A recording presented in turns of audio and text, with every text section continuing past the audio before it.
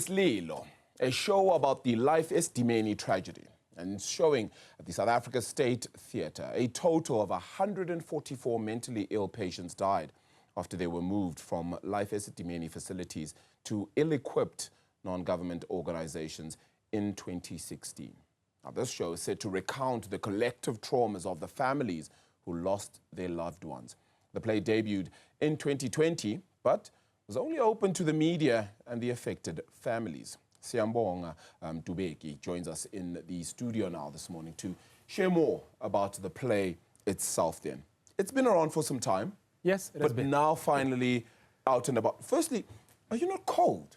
Well, it is cold in Joburg, but what can we do? Yeah. I mean, I just came out of a flu that almost took me out, but listen, yeah. I was the same, so that's why I'm a bit worried, because I'm just like, hey man, let's try and keep. Yeah, we'll try to keep warm. Because you came from Pretoria, right? And that's always 2 degrees it's always warmer. hotter. Yes, it's always hotter than Joburg. Anyway, let's get into this. Yeah. It's been around at least for 5 years or so. I say that just in the context of when it first opened. Yeah. Now officially opening to the public as well. The reasoning for that.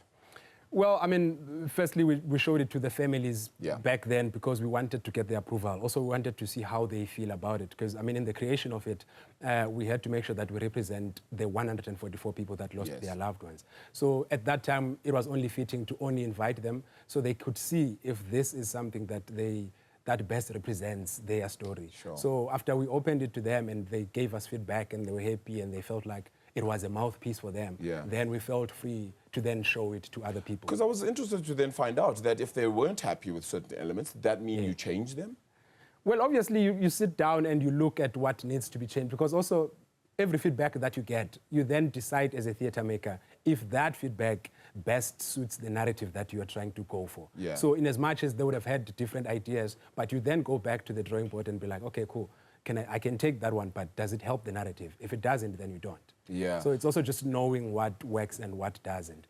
And it's taken 5 years to fix up, or to get right, or to now put out, or is there a particular reason for why it's taken that long? I can tell you even now we are obviously happy, but we're not where we want to be. Really? Yet. I think what's changed? What's different? Why are you not happy? I think that's just a thing about creatives. You're never happy about the final product. Every run always you have an idea, every space, because it's also about the theatre in which you are staging the show at. Yeah. You get there, you realize the staging is different, the stage itself is not the same as the one you used before. So you also have to rethink other stuff. How would it work here? Okay, now there's suddenly a balcony here. But we need to be aware that even the space communicates. They form part of this piece. Yes. You're not just getting to the space and doing the show, but you also need to know that there's a lot of elements. So we're never happy. I mean, we are happy, but there's always we can do better. Yeah. So does that mean that the show is going to be under construction again, and you're hoping to showcase it again? And I say that because this is such a significant, tragic moment in South Africa's history that we're hoping never gets repeated. Yeah. And the best way to do that is to understand that history, know what happened, and it being a key part of people seeing it and hopefully learning from it and never happening again. So is that the hope, that it keeps on transforming and hopefully gets showcased again and again after a few years? Most definitely, that's our hope, because also we're just trying to make sure that this story is not one of those stories that go to die. Because we've seen stories that make it to the headlines and then the next day something else happens and we forget about what we have. Because we're such a reactional society, I would say, we always react to things that are happening now. And tomorrow something else happens, we focus on that, we forget. And so when I sat down with the families that were actually affected, that lost their loved ones, to then hear what they were going through and the justice they wanted, they've not gotten it. You and I know that in that story, there were arbitrations after arbitrations. People's names were mentioned, but no one has been held criminally liable for what happened at Life Esidimeni. If anything, people were then moved to they were deployed to other positions. So nothing has been done, like, so to say, justice for the families. Why did you feel the need to get involved in this? You weren't, and I don't say this in any way to be negative, but you weren't necessarily directly impacted by Life Esidimeni, right? But you felt the need and thought to yourself, this story needs to be highlighted. Why? I cared. I think it's something I cared about. When it happened and I read, I'm one person who wakes up in the morning, read news, like find out what's happening. So you watch us a lot then, right? Yeah, I do watch you guys a lot. Okay. I need to tell my bosses because, I do watch you guys a lot. It works at the end of the month. I mean, also because I'm a journalist by profession. Yes. So all I do in the morning, I'll make sure that I gather all the information, what is happening today in South Africa, what is happening. So then I came across that headline that said at least 144 people died. I was disturbed by that. And I understand English. It's a proper way to put it, to say at least. But as a black person, when you say at least and you're talking about 144 people that died, it sounds so wrong. Yeah. I got disturbed by that. And from then I just started doing research. I met up with the journalist, Suzanne Fenter, who was working with the story at the time. Sure. And that led me to meeting up with the families that were affected. And then I started talking to them, wanting to understand how did we get there and how did this begin? What is it that was tried to stop this and who didn't listen to who? So I then got to hear what the families feel. And even worse after because you'd remember then the families were compensated 1.2 million for having lost their loved ones. Yeah. So even that itself was disturbing for me because then I was like, how do you put a number? How do you quantify that? Yeah. Like, how do you get to a point where you're like, 1.2 million is going to be enough to wipe the pain? Yeah. So to say. So for me, I was just disturbed and I cared. I feel like those people had rights and their rights were violated. Is there a conduit? Is theatre and drama somewhat of the right conduit here for journalism? Because, for example, I sit here on a daily basis and I relay these stories and I tell, unfortunately, what is happening in the country, negative or not. Yeah. And it then cannot be told again, or sometimes isn't always told again. Because like you said, the next thing happens, unfortunately, and we need to keep on telling that story. Is theatre meant to be that right conduit to continue the story, to tell those stories a whole lot more? Because you're in both worlds right now. You're in journalism, and plus also in drama and theatre. Well, theatre mirrors society.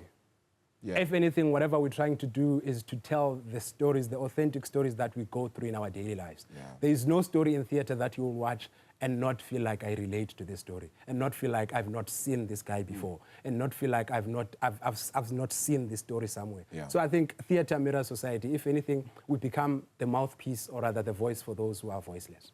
It's incredible, man, because it's then the support you get from your colleagues on both sides to then understand this, right? To be able to see your vision through also. Yeah. How do you make sure that people understand what it is you're trying to portray, and you aren't just this, let's call it know-it-all journalist that has now come here and said, oh, I have these great and fantastic ideas? I mean, I'm very privileged because in my circle of friends, I've got friends that are gifted as well. They are doing arts, they are writers, they are directors. So whenever I get these ideas, because as a journalist, you get these stories, you research, you write them down, and it becomes like a fully fleshed story. But then you need people to then go, okay, cool. If we are to then put this in theatre, what do we need to lose here? What do we need to include here? Yeah. So I've got a circle of friends that I call and that I work with and be like, okay, cool, this is what I have. What can we do beyond this? Because sometimes it becomes something else if you only have it in your head and in the paper, because then it might not translate to what you want it to be. In as much as you give birth to that idea, but you need people to then go to you, you'd need to kill this, darling. It's not working. This one is working, so let's put this one together. And I'm grateful because my director was a friend of mine, Ginger Ernest Balini. He's one person who always goes to me, Mfana, I inspire this one. Let's leave it. I see you love it. Like, I can tell you're passionate about it.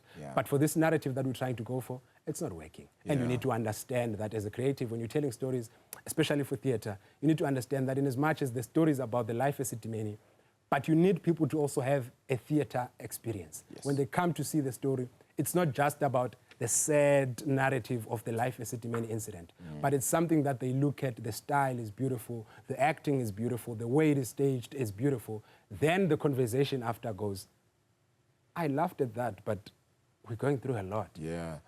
I want to talk about I have two more questions, if I may, then. One, there's difficulty in funding both the professions you're in. Journalism in itself, it's often a question about how the medium gets funded. Drama and theatre doesn't always get the bulk of the arts and culture budget either.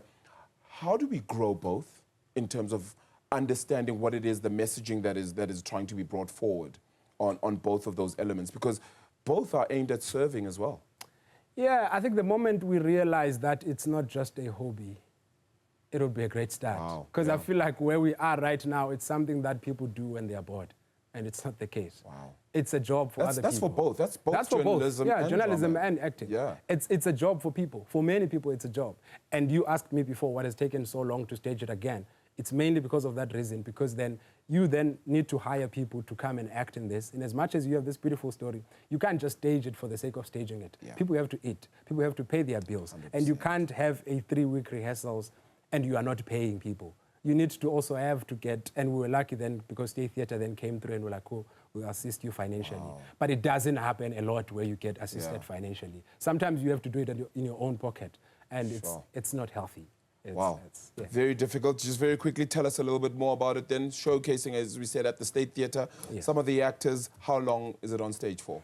We have opened already and we're playing until the 15th of June, which is next week, Sunday. Yep. I'm playing alongside Vusi Nkwenkwezi, Zanele Mtombeni, directed by Ginger Ernest Baleni. Yep. Tickets are available at Web Ticket, selling for 120. If you're buying as a group of 10 up, it's 100 Rand a ticket. So please get your ticket at Web Ticket or Pick and Pay near you. ISILILO, now showing at the Pretoria State Theatre, retelling the tragic Life Esidimeni events that are retold in a theatrical production. Siyambonga Mdubeki, thank you so much for the time. Really, really appreciate it.